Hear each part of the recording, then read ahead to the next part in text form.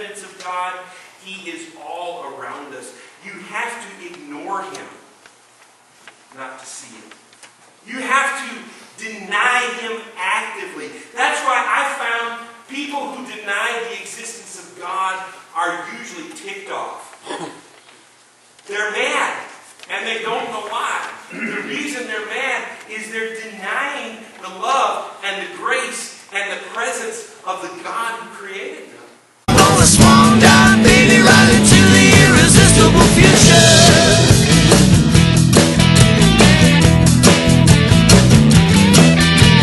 Here come tomorrow, here come tomorrow. Here come tomorrow, here come tomorrow, riding on the breath of God.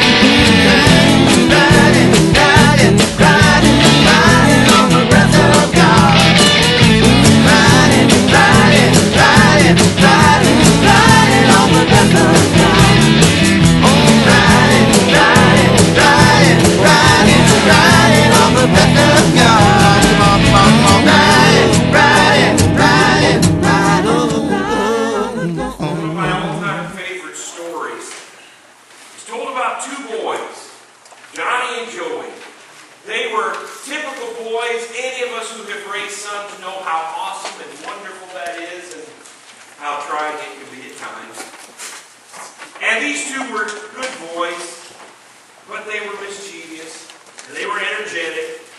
And finally, one afternoon, their mother reached the end of her patience. And she brought these two boys, Johnny and Joey, to her pastor. And she said, I just need somebody to talk to them besides me. You ever feel that way? Somebody else will talk to them for just a minute.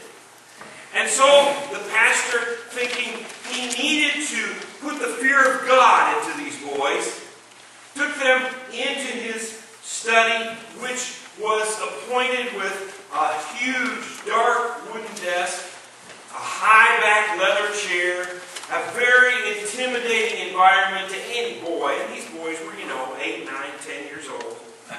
And the pastor sat them down in the outer area, and he took the older one in first, Johnny being the older. Sat him down in one of those big chairs where his little feet couldn't touch the floor, and he leaned over that desk with all the intimidation he could muster without laughing right out loud. And he said, Johnny, do you know where God is? Johnny didn't answer. The pastor thought, well, that's strange. This young man has an answer for everything.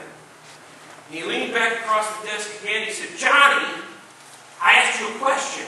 Do you know where God is? Again, silence. Well, the pastor was just a little bit frustrated by this, and he really wanted to get through to this young man, so he said, Johnny, pay attention. Do you know where God is? At which point Johnny burst into tears and went running out of the pastor's office. Grabbed his little brother on the way, headed out the doors to the church, and they could hear him say, Run, Joey! God's missing, and they think we took him.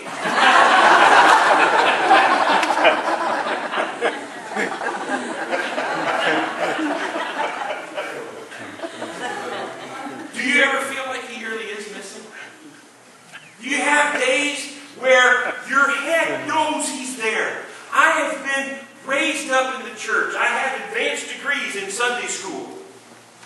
And I was raised in an environment in which the faith and God's Word that began to take I was sheltered. And yet there are times where the knowledge that I possess needs to pass through my heart, not my blood pumping muscle. That part of me that is deep within, that we really mean when we say, oh, in my heart. In my heart. Do you ever wonder if God is there? Do you ever have doubts? Do you ever have fears or concerns? Do you ever wonder if, okay, fine, He's there, but does He really care? Have you seen God? That's the question, isn't it? I asked that of the boys earlier, and I asked that of us again. Have you seen God? Some days it's rather easy. Some days we're very spiritual. But then there's other days where life gets a little real. And things come home. And the spirituality goes right out the window. Do we see God in those days? Well, you're turning with me to the book of Jeremiah in your Old Testaments, and I hope you brought your own copy of Scripture with you this morning. Get in the habit of bringing your Bible to church with you. But if you didn't, reach there in the hymnal rack in front of you. You'll find a copy of the New International Version of the Bible. Jeremiah 29, and we're going to read just verses 13 and 14. And while you find it, I will tell you that the prophet Jeremiah, who wrote this book, was dealing with a time in Israel's history when it seemed as though God was not there. At least to him. Pretty much the rest of his community didn't care. And in fact, that was the problem. They had come to a place in their lives where they considered God irrelevant. And they had declared, it's my life. I'm going to do what I want. Who is God to tell me what to do? And Jeremiah knew something. Jeremiah knew that the Babylonians were coming. And if you know your history, you know that when the Babylonians finally did come, the devastation upon the nation of Israel was so great that one historian has said of Jerusalem, not one stone was left attached to another. When the Babylonians come, the destruction is going to be complete. The devastation is going to be terrible. They will be carried off as captives, the brightest and the youngest and the best. But the old and the weak, they're going to be left in the rubble of Jerusalem. And Jeremiah knew all of this. And he had the usual questions that human beings ask when things happen in life that seem so terribly unfair. How do you resolve the fact that these are God's chosen people, and yet He's going to allow the Babylonians to come in and destroy them? Well, it was punishment for their sin, first of all. But God had a message of hope even in the midst of that impending struggle. Jeremiah is known as the weeping prophet. And the reason he's known as the weeping prophet is because God told him this stuff was going to happen. And he loved his family and his friends and his community and his whole nation so much. And he was passionately declaring this word from the Lord to them, that if you do not straighten up, if you do not live the way God is wanting you to live, He's going to allow the Babylonians to come. And he declared that again and again and again, and they laughed at him. They made fun of him. And they completely rejected his message. So the weeping prophet had good reason to weep. He knew the truth. And he knew what was going to happen, and his people were rejecting it. Can you get any more hopeless as a preacher? And yet this is what God told him. After the 70 years of punishment and cleansing has taken place, after what is essential and necessary because of the sin of the people, this is what God said would happen. Jeremiah 29, verses 13 and 14. He says this: "You will seek me and find me when you seek me with all your heart. I will be found by you, declares the Lord." And there's the thing. You will seek me and find me when you seek me with all your heart. Have you seen God? I don't have these notes on the screen, but if you're a note taker, the first point is this. God is there. Seek Him. You see, God is what's known as omnipresent. That's a 50-cent theological word that preachers use, and it means God is everywhere completely, all at the same time. And yet, sometimes we look around and we can't see Him. Part of the problem is we have the same difficulty with seeing God as anybody else. Have you actually seen God? Really? Literally? I always kind of wonder when somebody says to me, yes, I have seen God. Because I tend to think that my standing in God's eyes is the same as anybody else's, and so is yours. How come they get to see Him and I don't? That bugs me. But here's the thing. Billy Graham put it best. Nobody has seen God. In fact, the Scripture says you can't see Him. You wouldn't be able to stand it. His majesty and His glory is so great that you would die if you saw God. And Dr. Graham puts it this way. Nobody has seen God. And if you don't want to believe, I can't prove that He exists to you. Because I can't show it to you. I can't take you to a place and let you look at God. And so if you have difficulty with that, I submit this. No one has seen God, but no one has seen the wind either. You've never seen the wind. You've seen stuff blowing in the wind. You've seen the devastation and destruction as a result of the wind, but you've never seen the wind. And yet not a one of us in this room doubts the existence of a wind. You've never seen God, but you have seen the evidence of Him all around you. Everywhere you look, there is evidence of God and His existence and His love. I watched little Ivan get carried out of here a moment or two ago. Did you ever notice how it's always louder to the parents than it is to the rest of the congregation? We don't care. But how precious and wonderful that little boy is. How can anybody who has ever held a newborn in their hands doubt the existence of God? I remember when it changed for me with our first child. I believed up until that point, but I remember that time going into the delivery room where, honestly, ladies, you all know, I was basically useless. But I was there and I wanted to help and there wasn't much to be done. But after Mallory arrived, they brought her to me. And my whole life changed in just that moment in ways that were profound and deep. And I found myself weeping. Because a moment before, I'd come into that room with Melanie and a doctor and a couple of nurses and a technician or two. I counted the people that were there. At one point, there were 5. And then they brought me number 6. And it was amazing. All of a sudden, everything changes. How can you doubt the existence of God amongst such wonder and such intricacy? God is there. The word translated seek. Now, this is the first seek. You're going to find in a moment there are two examples of seek in this sentence, and they come from different Hebrew words. This first one is the Hebrew word bokash, and it means to aim, to desire, to pursue, and it has to do with seeking the Lord through His presence. As believers, we may not need to be so concerned with seeing God as we are with just being in His presence. Now I know He's everywhere completely all at the same time. I just told you that.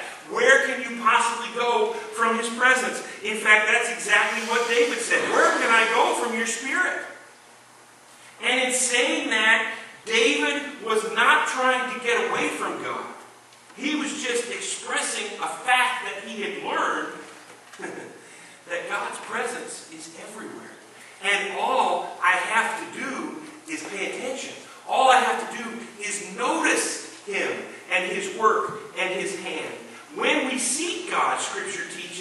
He gives us in return joy and guidance. Psalm 16 says, "You will fill me with joy in your presence."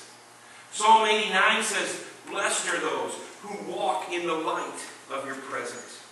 And I know Jesus said, "I am with you always." And the thing that we can draw from that is that God is always faithful. Whether I sense Him or feel Him or acknowledge Him, He is there.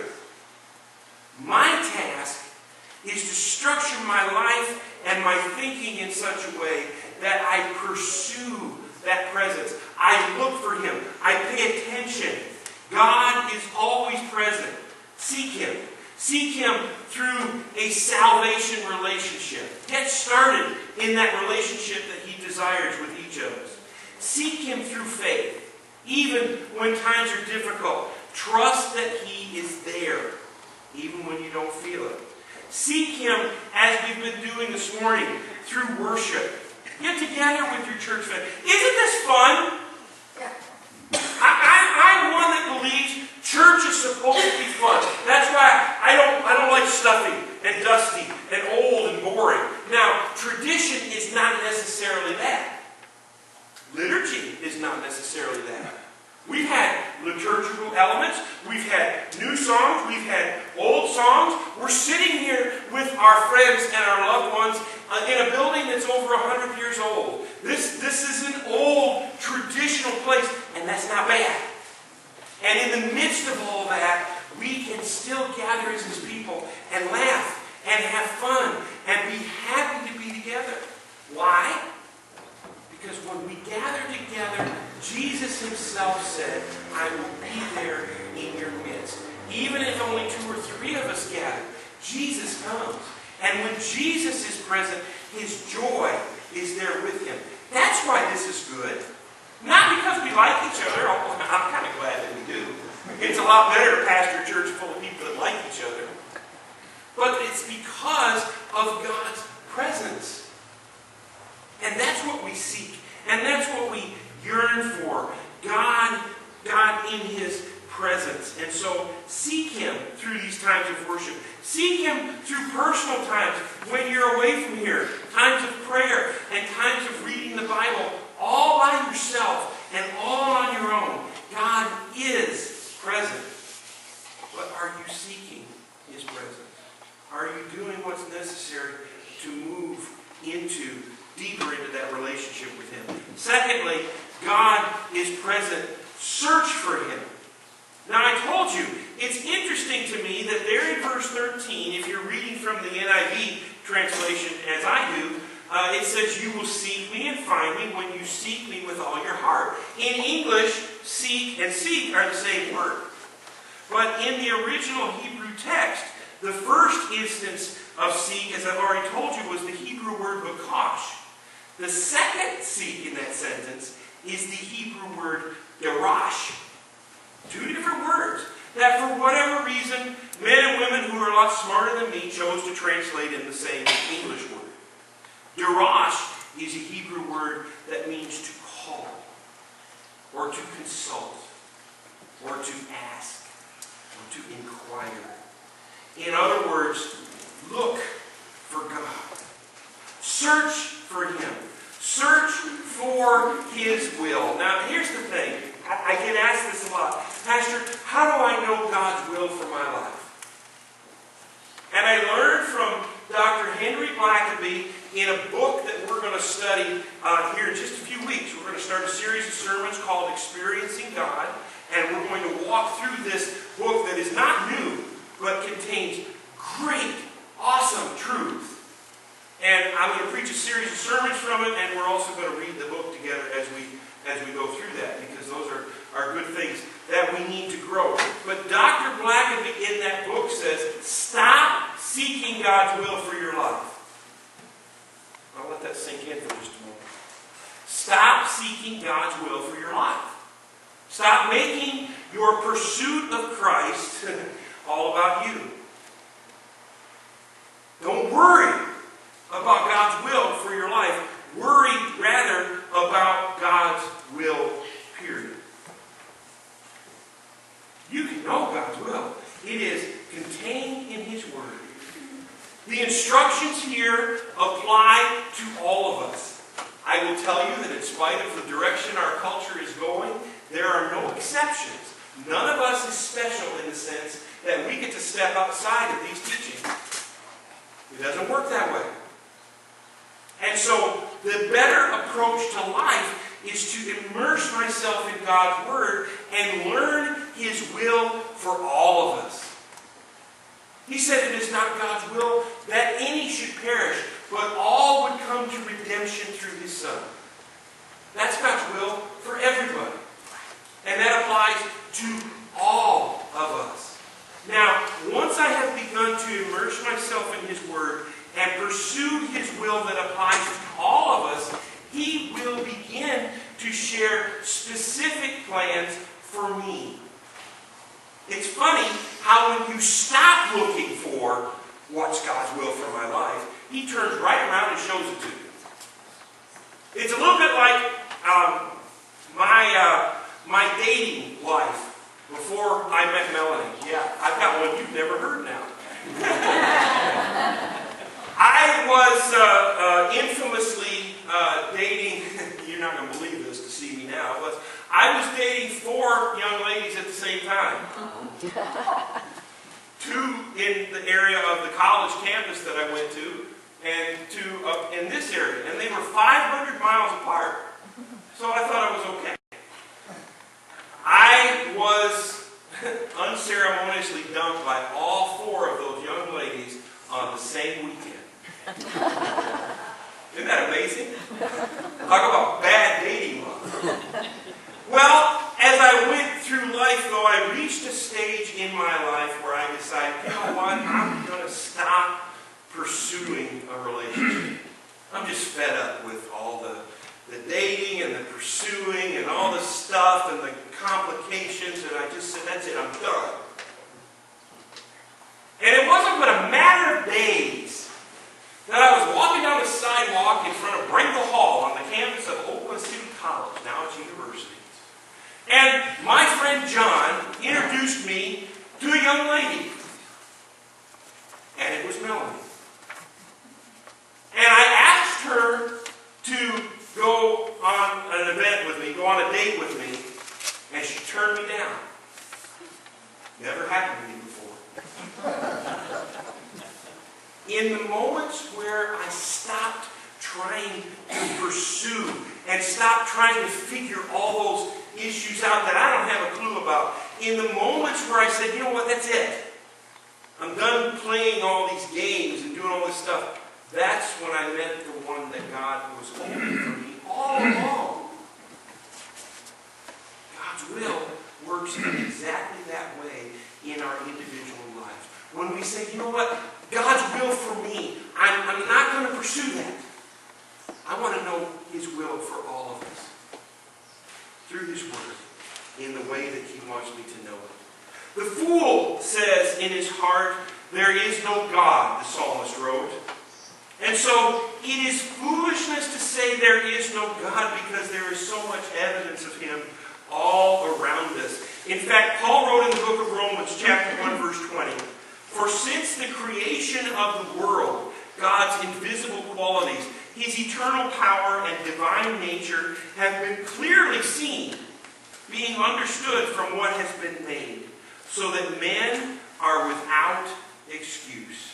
As we pursue God's will, and He in return begins to make His specific will for our lives known, we must look around for the evidence of Him. It's everywhere if you just care to look. God is so very obvious. The universe, for example. Our Milky Way galaxy, right now, you feel like you're sitting still. But our Milky Way galaxy is moving at this moment, rotating at 140 miles per second. And we are hurling through the cosmos at an estimated 190 miles per second. So we're going around and we're also going forward. If you combine those things, you and I sitting here in this church are moving at about 330 miles a second. Therefore, in the time it has taken me to tell you this, we've traveled 12,000 miles. Amazing. The Milky Way is so large that it takes the light you and I see from the stars a minimum of 25 years to reach us. The Orion constellation, which some of you who are into that stuff know a little bit about, is 640 light years away. That means by the time that light reaches our vision, in other words, the light that you see in the Orion galaxy originated about 1370 by the time you and I see it. And God is there in the midst of all of it. There are, in your body, 2.5 trillion red blood cells. And they're moving too. They circumvent your body every 20 seconds. And in doing that, they cover about 60,000 miles a day. Just going around in your body. Since the average red blood cell lasts for about 120 days, your bone marrow has to produce 2.5 million new ones every second just to keep up. In one day, your heart will beat 100,000 times, and every drop of your body, of blood in your body, will be filtered over 300 times a day. And here you sit, not even thinking about it. Isn't God amazing? Yes. What a wonderful thing He did when He created the universe. Even more wonderful is the thing He did when He created you. You are amazing.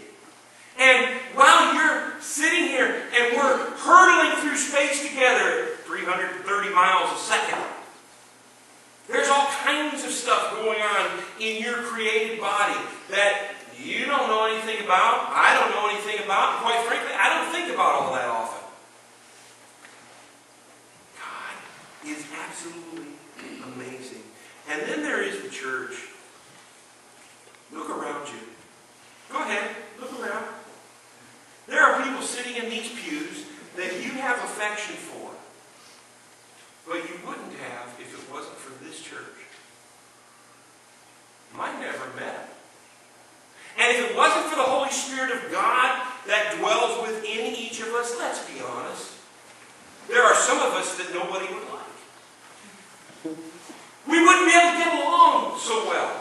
One of the things that I have come to appreciate so very much about this church in the short time Melanie and I have been among you is the way you love each other. The way you come together and conduct business and do things in order and properly, but with respect for one another.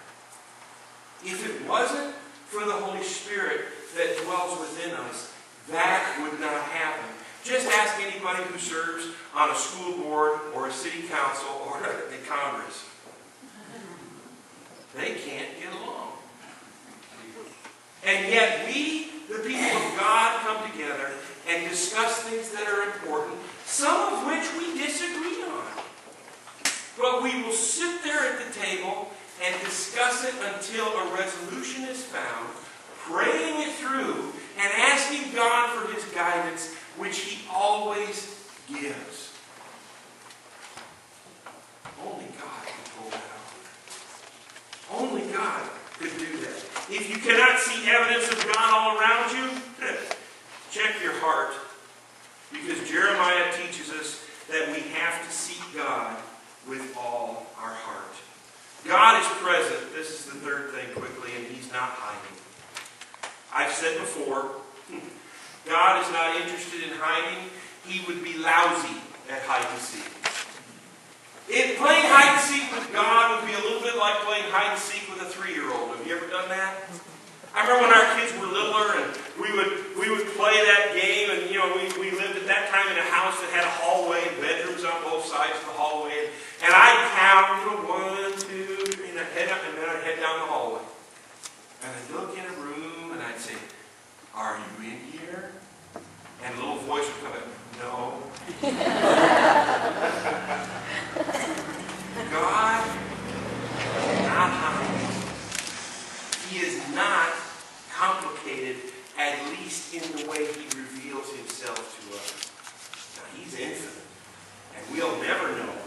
side of heaven all there is to know of him. But we can know enough for this life and for a relationship with him. He is not interested in playing hide and seek. Jesus said it this way, "Blessed are the pure in heart, for they will see God." Now, he didn't mean that he wasn't contradicting the scriptures that says nobody has seen God. What he was saying was, those who have allowed God to cleanse their hearts will see unmistakable evidence of God. That's why when he was convicted of his sin, King David prayed, "Create in me a pure heart, O God. Renew a steadfast spirit within me, and do not cast me from your presence." Have you seen God? Probably not. In fact, the Bible says no one has seen God. I've already told you that. But when it comes to the evidence of God, he is all around us. You have to ignore him, not to see him. You have to deny him actively. That's why I found people who deny the existence of God are usually ticked off. They're mad, and they don't know why. The reason they're mad is they're denying the love and the grace and the presence of the God who created them. And my heart breaks for people who reject the existence of God. In a way, because the evidence is so strong, we can see him. Be assured of God's presence. He is there.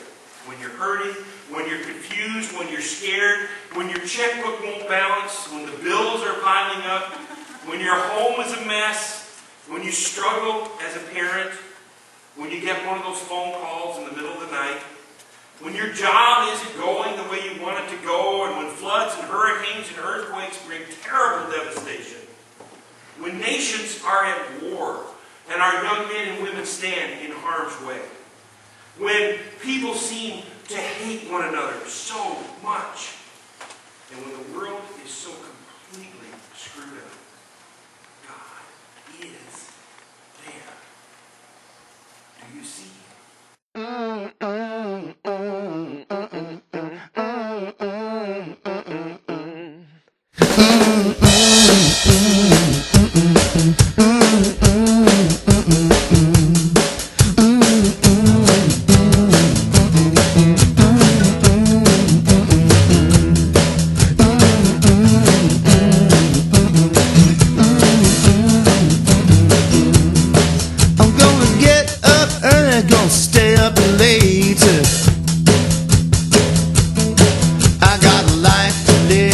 Just can't wait.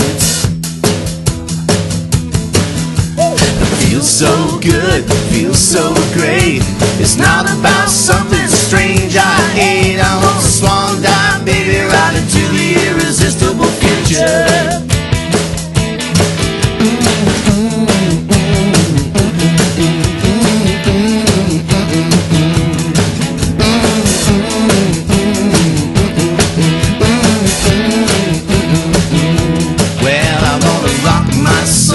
My feelings come loose. You know I got the fever, I got the juice. I'm gonna make things better if they get worse. Gonna shake a little blessing right out of a curse. I'm gonna swan dive, baby, right into the irresistible future.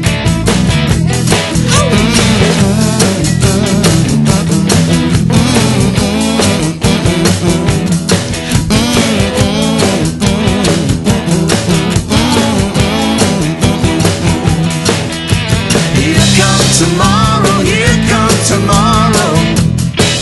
Here comes tomorrow, here comes tomorrow.